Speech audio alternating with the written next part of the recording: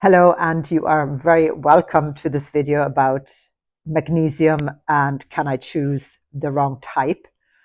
My name is Susan, and for almost 25 years I have owned a physical health store in Southern Ireland. And over the years, of course, I've learned a lot from the trade and particularly from my customers and the questions I've been asked. And one of those questions is, do I have to take magnesium? And my first answer would be to say, yes, you do. And here's the reason why. Unless we eat only our homegrown fruit and vegetables or our local organically farmed fruit and vegetables and plants in general, we will not get enough of those minerals and trace minerals, as the soil in today's agriculture is pretty depleted or heavily treated with pesticides, weed killers, to make food production financially viable. I guess we all understand why that is so. The unfortunate part, of course, is that when we don't have enough of these minerals, trace minerals like selenium, zinc, magnesium, we tend to not nourish the body as we need to. And magnesium, a mineral like magnesium, is necessary in several, probably hundreds of processes in our bodies. And can I take the wrong magnesium is a question I've been asked a lot after should I take magnesium. So yes, you should take magnesium. We should take magnesium. And the more active we are, the more magnesium we consume, because for every muscle contraction, like blinking an eyelid, a beat of a heart, and of course a workout, we do need magnesium. Can I take the wrong magnesium? I think taking any magnesium, now it is important to choose a good quality, transparent company, in my opinion, of magnesium supplement.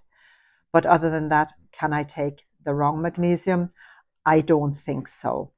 It may take a little bit of finding out which one suits us best, but I think taking magnesium in general is a good idea. So why do we have different types of magnesium? And let me just go through a few types that are out there and why are they called what they're called, what happens. So first of all, magnesium, there are several chelated forms. That means that the magnesium has to attach to something else. It cannot live on its own unless it's a so-called ionic magnesium, which has been extracted in a certain way by splitting away, say, from seawater, for example, or from salt, where the sodium chloride can be extracted with a particular process, and you're only left with magnesium, which of course is a great form of the ionic form is for really an enhanced form of magnesium, and you can just add it. Usually comes in liquid, and you add it to water or your drink. But let's go to the ones that you've probably seen around on the shelves. So you have magnesium oxide, which is chelated to or bonded to, I think chelate, I think is a Greek word, but be my guest, Google that stuff. So it is bonded to oxygen. Then we have magnesium carbonate, which is with carbon, malate, malic acid, sulfate with sulfur, citrate, citric acid, magnesium chloride with chlorine. Then we have bisglycinate, has two atoms of glycine, L-glycine. So these are the amino acids now that we are bonded with magnesium. Threonate is L-threonate acid. We have taurate, which is L-taurine. And then we have magnesium ascorbate, which is ascorbic acid.